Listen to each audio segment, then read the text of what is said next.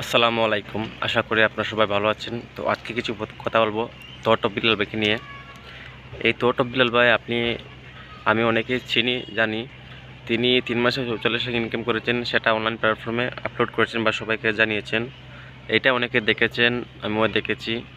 তো এটা নিয়ে অনেক মাতামাতি হচ্ছে যে উনি কীভাবে এত টাকা ইনকাম করছে। এই জন্য এখন দেখা যাচ্ছে ছোট বড় বুড়া সবাই এখন অনলাইন প্ল্যাটফর্মে কাজ করে কম বেশ। তো আপনি ইচ্ছা করলেই বড় হতে পারবেন না তোয়াট্টপ বিলাল ভাইয়ের মতন।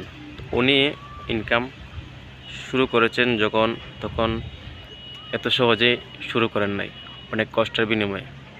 তো কষ্ট করলে সফলতা আসবে, এটাই স্বাভাবিক। তো আপনি যদি ভাবেন যে হুট করে বড় হতে চান বা হুট করেই ইনকাম করতে পারবেন, এমন না। আপনাকে কঠোর পরিশ্রম করতে হবে, পরিশ্রমের ফলে সফলতা আসবে।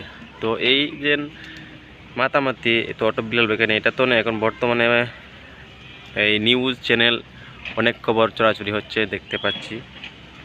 তো আপনারা হয়তো দেখে থাকবেন।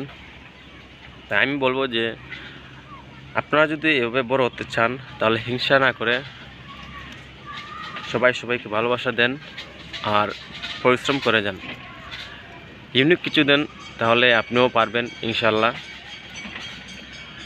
এখানেই আজকের মতন এটাই মাথায় রাখবেন যে বড় হতে হলে আগে ছোটো হতে হয়। আগে নিজেকে গড়ে তুলুন, তারপরে উপরে উঠবেন।